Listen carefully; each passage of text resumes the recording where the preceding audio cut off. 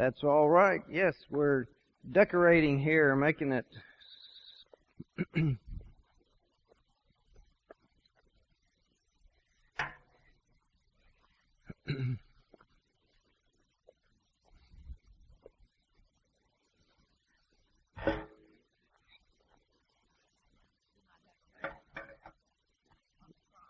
on the symbols. Yes, it's part of the Lenten journey to get ready for Easter to imagine, and it almost, the blue in the tie and the blue in the shirt are almost so identical that you'd think those little box things that used to have. Okay. No, I'm not in the service, which is a good thing. I would fall asleep. I went on a ski trip, and the ski trip went really well. We had good snow and weather and nice accommodations, and really nice. There wasn't anybody that I encountered or had to spend any time with that I had the thought, I wish they'd stayed home. Well, we had one little girl had a fall and had a little head trauma, but she went to emergency room in town, and they checked her out, and she was okay. She got a little concussion, but oh yeah. Yeah, I'm just pretty good. Well, I fell twice. Well, actually, I know I was on flat. I'd gotten down, and as a range, I was having to ski single. I didn't have anybody skiing with me. So I was going into the single deal where you don't have to stand behind a whole bunch of groups and you can fill in and get to ski more. But anyway, I was taking off of the little things, and I wasn't paying attention. I got too close to the single lane is right next to where it drops off and goes. So couldn't quite get stopped, so I had to fall. So, but anyway, it was, we were in Cresta Butte, and it was in the Paradise. Yeah. And then the other time, I don't know if this is probably a very strong example of however you want to categorize me in personality types. On what day was it? It was Thursday. Yeah, the last day. This was it. And again, well, Bobby was sick, but he didn't get to ski at all. He was feeling bad. So anyway, on the last day, everybody else was going to other places, and so I went back to where I was. I like to get on slopes where I know what's coming up, and I can practice on my kind of parallel and go fast and not have to be afraid I'm going to run into something and crash. And so so I was going back to the Paradise lift, and I think it might have been the first time up. After I got off and I'm getting ready to go where I want to go, this lady comes up and taps me on the shoulder, and she says, "I think you lost your sandwich. We saw it fall out of your pocket."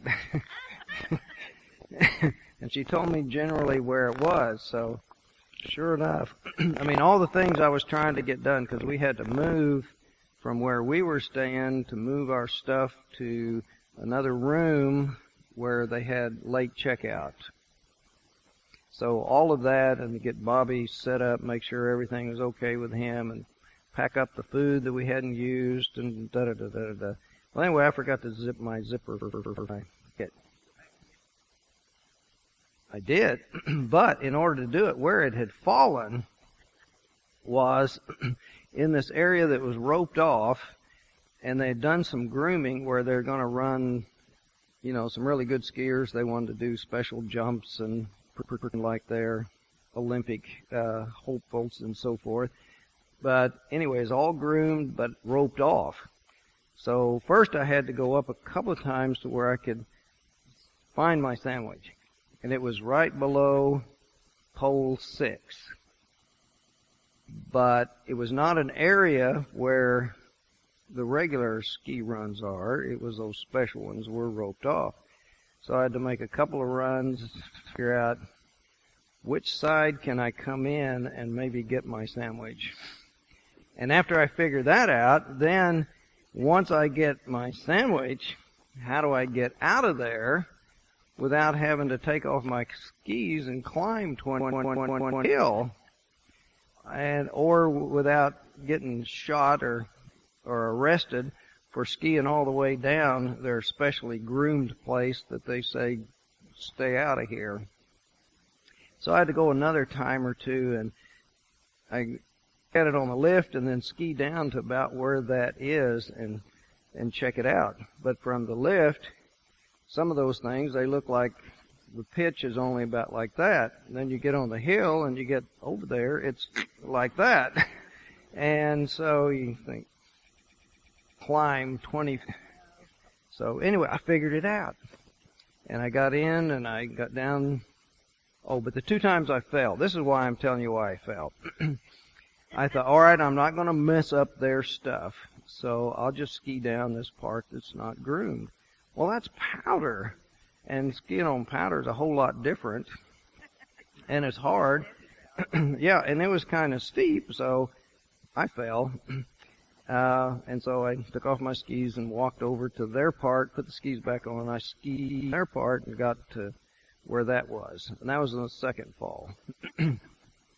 But then I did ski down, ski across, and then got over this place, and then a little trail that the snowmobiles had gone down a few times. So it was kind of packed. There was a little powder on top, but it was easy to negotiate. And I got down that about 20 feet and then found this little avenue that went about 30 feet out to the groomed part.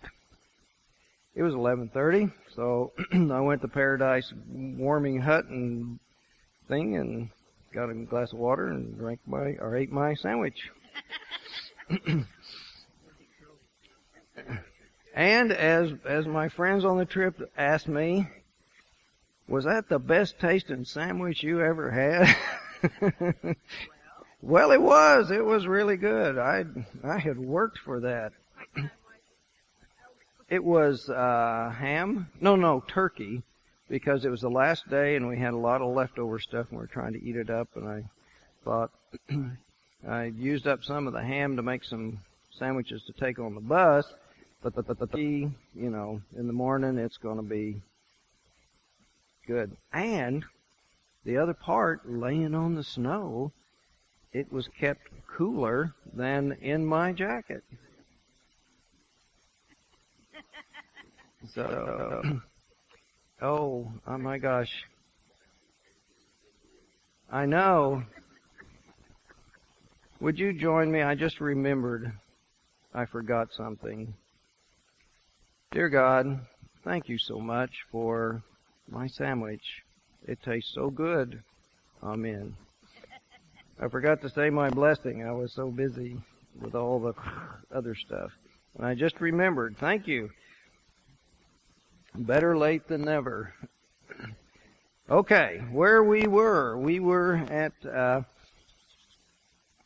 still at Sodom and Gomorrah, and I thought we might move on, but as I was getting ready to move on, I got a hold of Vauder and was reviewing that, and there were some things there that he said that I think it's good to hear again, just a little different take.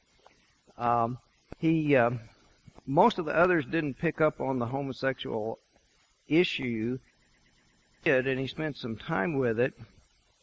And since this is a big issue in our church and society today, a little more information and reflection might not hurt us. Vaughter says the Yahwist who compiled this from many heads of religions and spiritual writings, and he pulled separate tradition about the destruction of the cities of the plain with Lot and Abraham narrative and kind of put those together. And he gives us one specific city that he writes, and that has the reason for God's destructive judgment, and he lists up, and the Yahwist comes up with the one specific sin. But anyway, the tradition about the cities was doubtless vague and indeterminate, inviting each storyteller to devise his own cautionary tale. And what he means by that, and I went over that before with you, when a big disaster happens, a lot of folks in primitive times and even in modern times will say, why? Or we've made the gods angry and for the terrible judgment. And then they think back, well, what was so terrible that we have done or I have done that God would punish us in this way, or the God would punish us. And so wise people of the culture, of the religion, will use that whole dynamic as a way of teaching the next generations that this is what you need to do to be in God's good favor and to avoid the bad judgment. And as I mentioned, remember Maud on her TV show, God will get you for that, is tapping into this whole psychological process that we go through when bad things happen to us or disasters happen.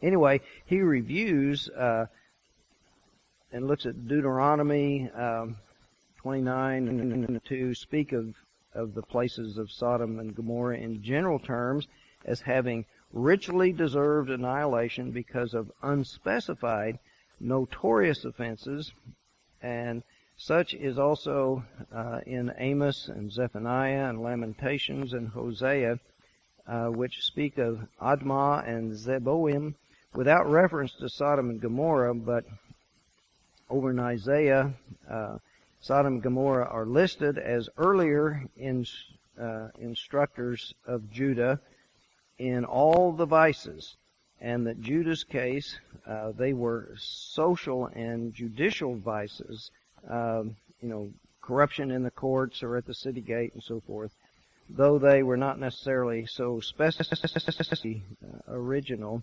Also, later in Isaiah, Sodom and Gomorrah are merely proverbial names to designate cesspools of evil.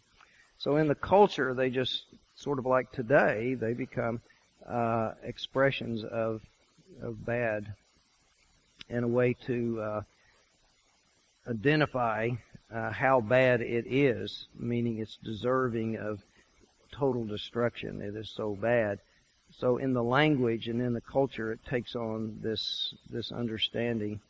But in Jeremiah 49 and 50, mention of Sodom and Gomorrah only as a byword for this dynamic. But in Ezekiel, in 16, with biting sarcasm, Sodom is contrasted with its sister Judah as having, on the record, scored higher marks for virtuous living, even though it had also distinguished itself by pride and conspicuous wastrel spending in the face of crying human need and criminal callousness and complacency. In other words, they had done so well and were so blessed and forth that they became very rich. But in their wealth and opulent living, ignoring the poor and the downtrodden, and that then, from the mouth of the prophet, deserves God's great judgment that you need in the whole thing of the prophetic virtue of looking out for the orphan, the widow, and the stranger in the land, those who are vulnerable and most needful. If you do not respond to them, God is not happy with you, and that becomes a high priority. But anyway, that's where Ezekiel is in specifying what the evil was in Sodom and Gomorrah. However, the Yahwist picks up on not only the inhospitable spirit and attitude, but especially the sexual issues that are there in his story. But the point of both is saying that it's a warning when they tell the story about a long time ago, lost in legend and so forth, but they're speaking to the people of the day and warning that you guys are getting a little lax and careless in your behaviors and in your attitudes and how you're acting, and you better watch out or God will get us.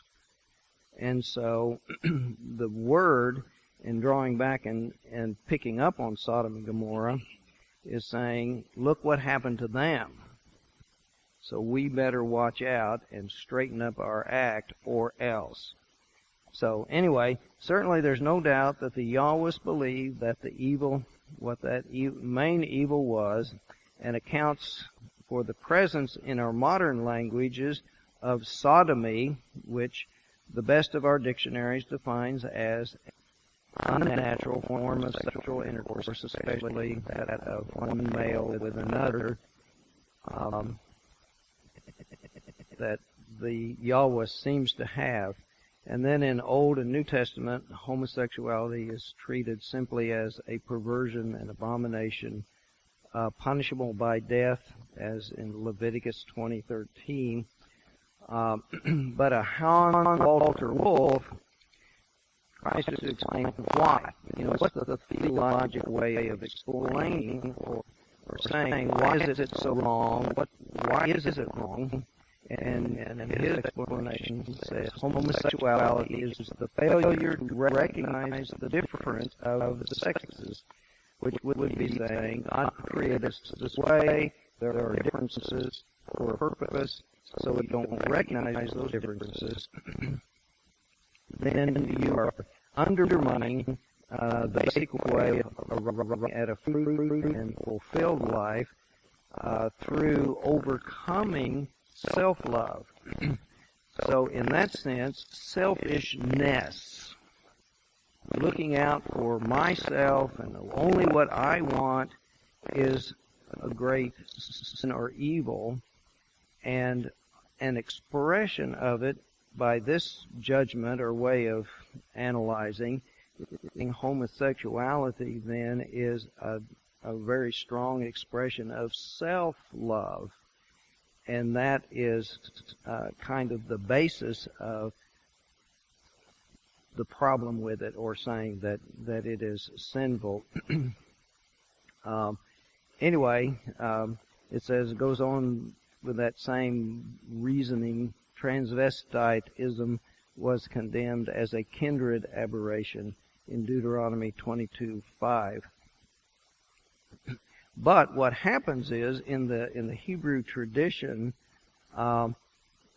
it's very strong in its attitude against homosexuality, especially because of all the people around them and the cults of fertility, which practice very extreme practices of celebrating sexuality with the drunken orgies and all kinds of other ways of what we would call perverse sexual behavior, gets tied up with the other religions and their and to a certain degree it's sort of like some early Christian groups in our country with the development of the organ is a very sinful instrument.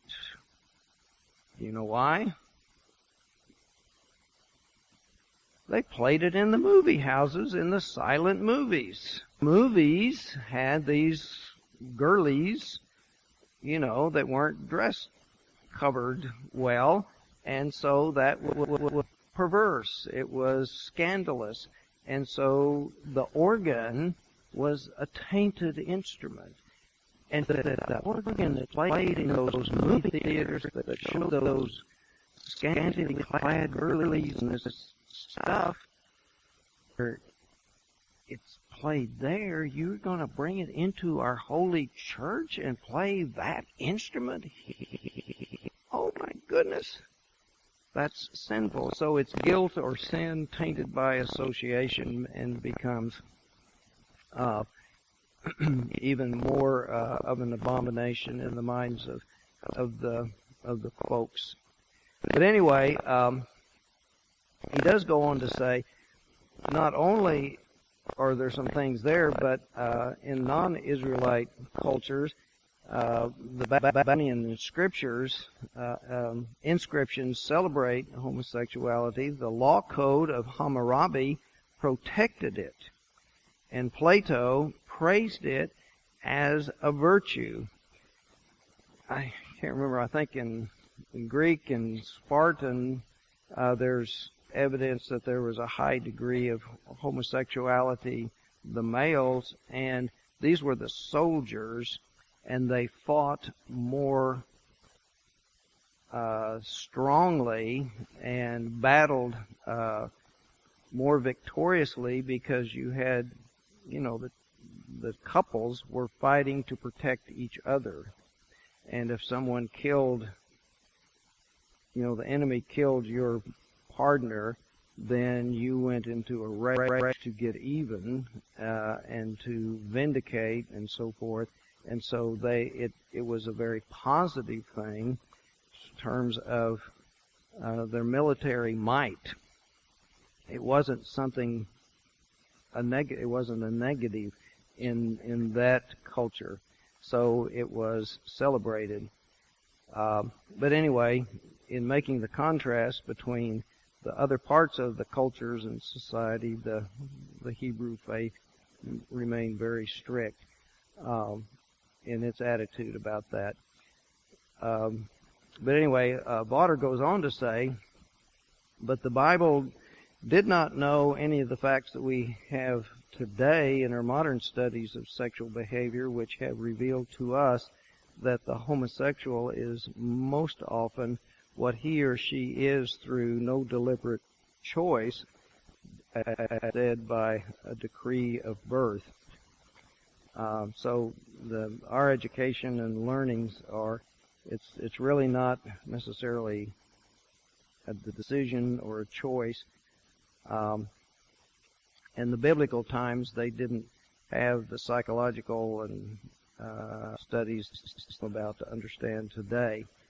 But it knew homosexuality only as a selfish perversion was the mindset of interpretation. So, but even here in Genesis, the Yahwist, as he is dealing the Sodom and Gomorrah and the two angels coming to visit and Lot taking them into his home, he is really more concerned with the conduct of the Sodomites in violating the code of hospitality, the highest virtue, and that as we really read the story, it is only the circumstances of trying to use the rape or the incitement from the visitors at the arrival in the town to be what carries the story along and gives a reason for their wanting to abuse the strangers in Lot's house, and then moves on to this total destruction. But Fuel, in her analysis, points out that the cry that went up to God about the injustices and the abuses of the people of Sodom, that it really couldn't have been 100%, because when we look at the innocent daughters of Lot who are offered to the crowd, there were 2 innocents that were there, and then we think about all the other women and children, and we understand women and children and the babies couldn't have been so filled with this sin. And if at birth, if generally half are male or half are female, then there would be half the population would be female, probably not perverse, violent people. But even of that, I'm not sure what age you would start when you come down. Is it 11 or 10 or 9 or 6 that would not be so thoroughly corrupt to need to be destroyed? So in saying that the total population,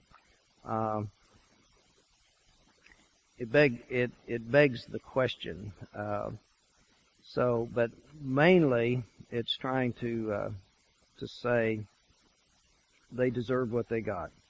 And a part of that is all along going back to the question of God wanting to bring Abram into conversation and raising that question, will you destroy the innocent with the guilty? And that whole question, for that to be raised, has to do with a normal human questioning God's justice. The bad things that happen. So often people ask, getting back to the question, me, why us? Why that group of people? The tsunami, or the earthquakes, or the fires. That whole question, why does God let those things happen? And so even here, we're struggling with that, or the ancient writers are struggling with it, partly to defend their God. God is justified in destroying the cities, because they looked and they had this debate, and the 2 messengers, or the angels, went down, and sure enough, they got the evidence. The whole town came out. Now that's the storyline, but then, like I said, if we step back, it couldn't have been 100%, because there would have been lots of innocence in that town. Nevertheless, when a disaster happens, innocence, the innocent and the guilty, get taken away in the flood or the earthquake or the tsunami. They're all taken out, regardless of gender, virtue, or guilt. So anyway, it's a difficult thing that we wrestle with all the time, trying to deal with why. Why did these things happen? Or why did God let them happen? Or why did God make them happen? So it's going on here, and the ancient writers are trying to come up with an answer to that question in this legend, for the purpose of God will get you for that if you don't straighten up and fly right. Just look at the and then that gets to our whole social behavior thing, our course, and how do we dissuade people from doing bad. But anyway, he did come up with one other idea about Lot offering his daughters, and how could a father do that? Well, here's another explanation. One commentator has also observed, and he says, tongue in cheek, no doubt, that Lot, knowing the sexual preferences of those with whom he dealt, confidently expected his invitation of his daughters to be declined.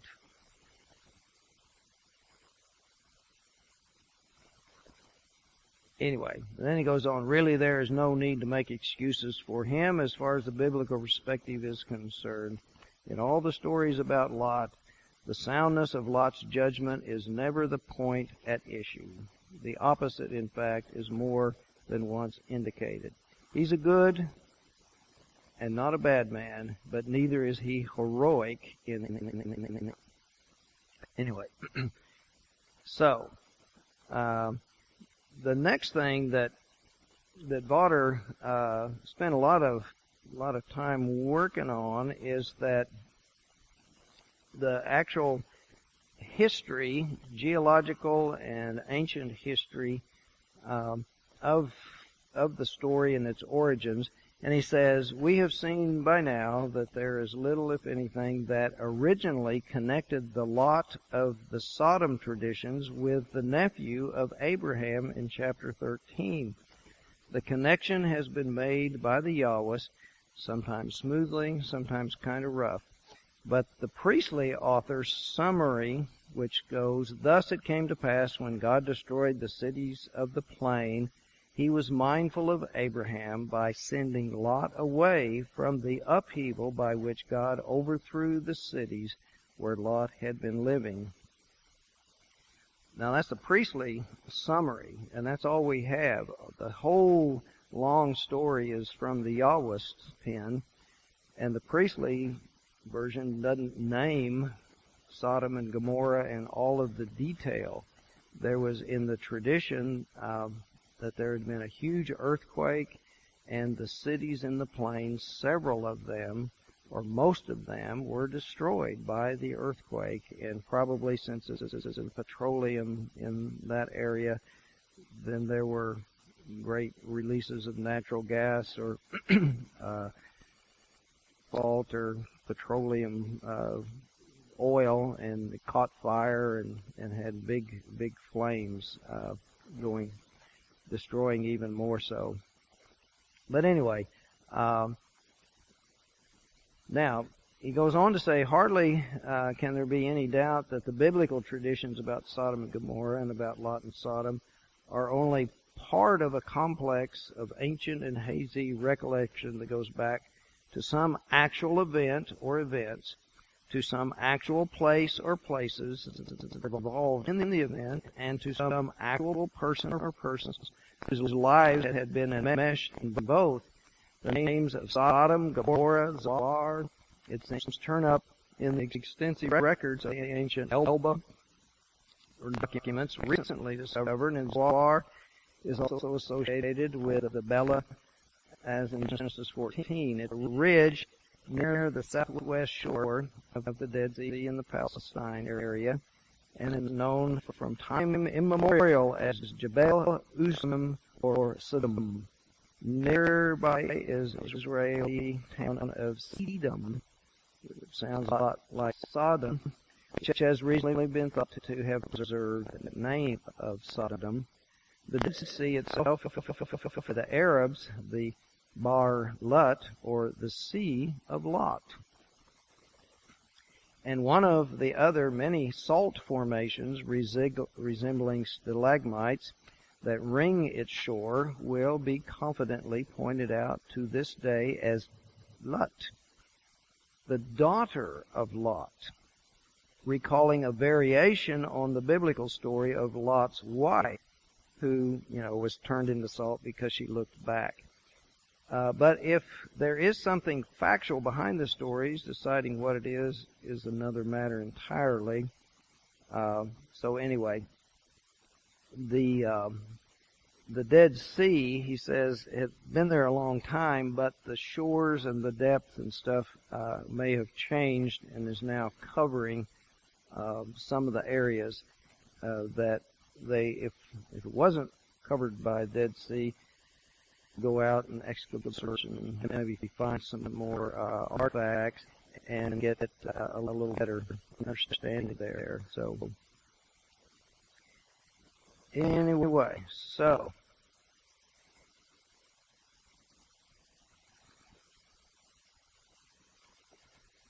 that takes care of a lot of that. And let's see, Fuel had a couple of things that I'd mentioned. The salt, of her looking back, and why did Lot's wife look back? And she said, and again, she's lifting up how many daughters have already been raped, and how many young men, and if the men gather there to rape other men, are they all there by choice in the violent city? But now we have another way of reading the story, for the excluded are beginning to appear, and the included are beginning to look differently. It says, turn back to the crowd gathered around Lot's house. Read again. The men of the city, the men of Sodom, both young and old, all the people to the last man surround the house. These are the men of the city. And she's italicizing all of this. So, where are the women? Where are the young? Not the young men, but the children, the daughters and the sons. Where are the babies? Where are all these in this facile talk of the righteous and the wicked? The language is inappropriate, even more so in the traditional translation. Choose righteous instead of innocent for this tsaddig word, and the translator semantically excluded the children.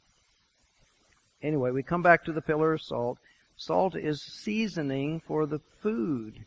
The woman prepares the food, seasoning for the cereal offering she makes ready for her husband to take to the shrine or the temple. Salt is for the purifying when she finds the drinking water to be bad.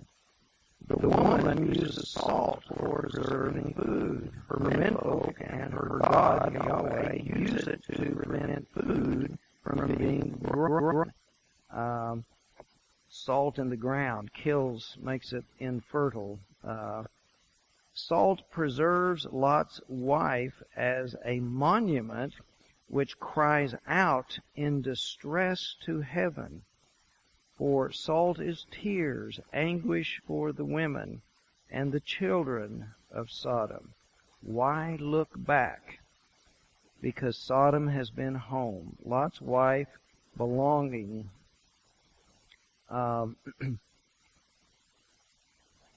I don't remember, and it just hit me right now, when did Lot get this wife? Did he have this wife when he separated from Abram, when they were having conflict over their sheep? Anybody remember seeing that beforehand? If not, then she may most likely be understood to be a resident from that area and maybe in that city. Because Lot, who used to be a shepherd, now he's very fully a city dweller at this point in the story. So why does she look back? Well, Sodom has been her home. So who will weep for this woman, demands Anna. Looks like a Russian name. This woman who gave her life for a single glance. Is her death perhaps after all not the least significant? Where have we come to this story? The simple terms of Yahweh's plan turn out to be simplistic unless Yahweh was not interested in the question of innocence at all.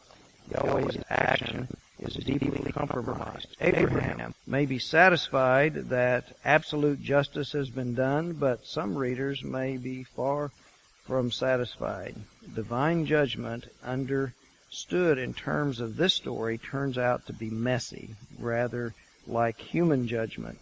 Hiroshima, Dresden, the cities of Iraq come to mind in our modern times.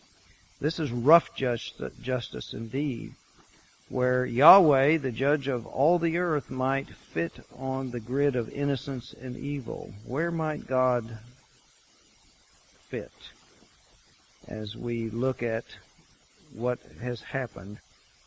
It becomes problematic, more so than respect to Abraham as a family sacrifice. What she's referring to here, God tells him sacrifice Isaac, and so he's getting ready to do that. Abraham sacrifices Sarah and her virtue when he goes down to Egypt. And so Pharaoh takes his wife, and then in the next chapter we're going to have that story, that parallel story, happen again. Anyway, it raises some serious questions for us to wrestle with, and it's kind of hard to find real easy black and white ways of making our own judgment from this story, because of it's not all black and white. It's messy. It's difficult to deal with those issues as we look to this Old Testament story. But it is so ingrained in our culture and in our ways of thinking. It becomes the epitome of evil that is so bad it had to be destroyed. So we're going to leave that, and we're done. But before we do that, any last questions, comments, issues to raise with Sodom and Gomorrah and all that did or didn't happen there?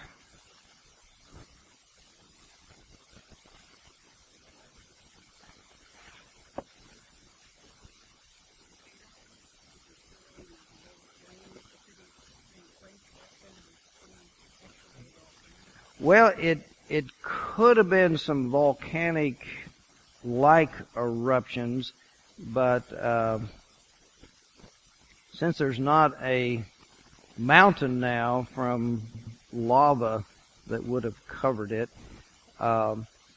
it could have been a little volcanic activity, but geologists would have to say something about it. And when the people had the magna of the molten rock coming to the surface. So, and it could be explosions, that would send all kinds of stuff from the exploding natural gas or petroleum products. Now, I didn't take any geology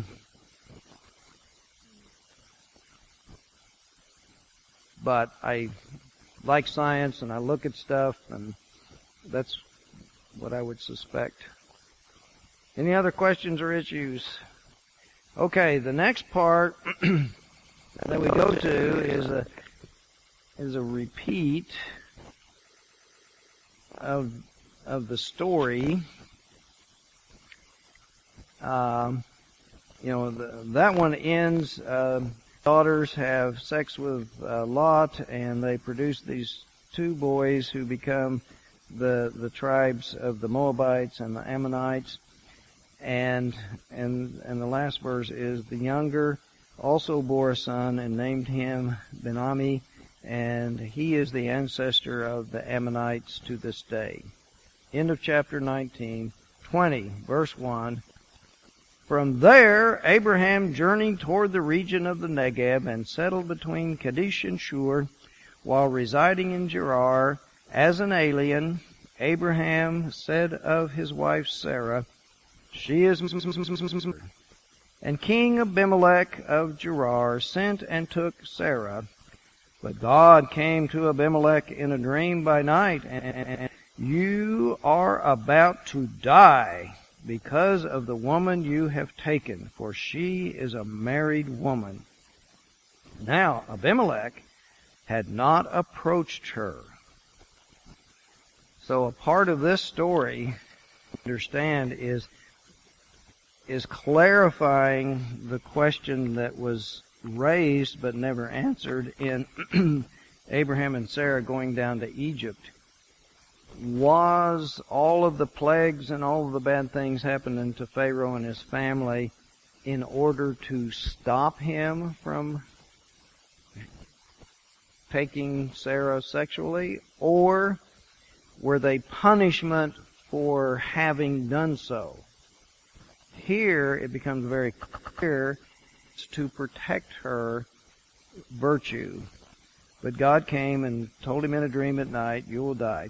Now Abimelech had not approached her, so he said, "Lord, will you destroy an innocent people?" Here we come again. The question of God destroying or not destroying because of the question of guilt and innocence. Did he not himself say to me, "She is my sister"? And she herself said, "He is my brother." Now we have voice given to Sarah. Usually no voice is given to Sarah. But here she is given voice. I did this in the integrity of my heart and the innocence of my hands. I haven't done the research study on this, but so I'll come back and do that next. This jumps out at me.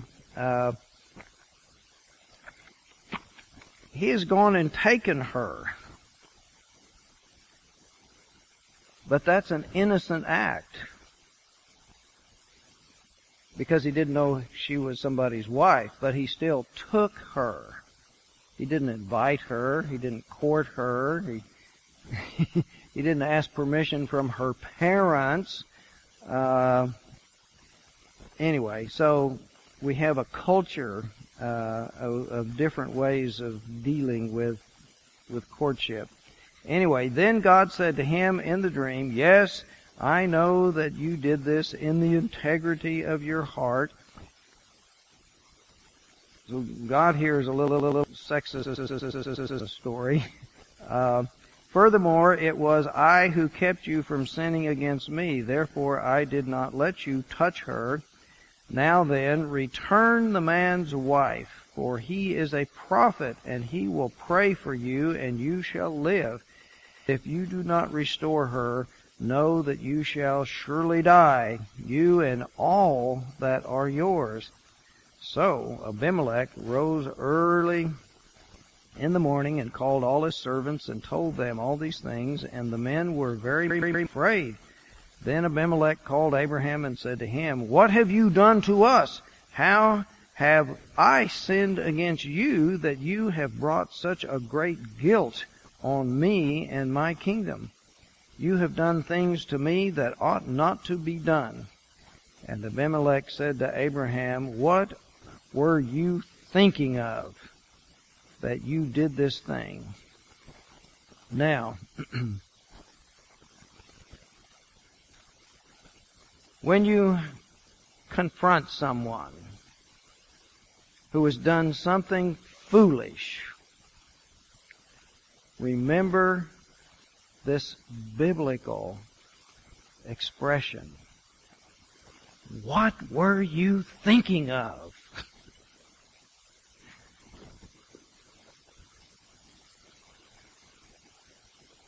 That's a good Bible quote. Remember that. What were you thinking of? That, anyway, that you did this thing. And Abraham said, "I did it because I thought there is no fear of God at all in this place, and they will kill me because of my wife. Besides, she is indeed my sister." Again, fact. Abraham is not lying.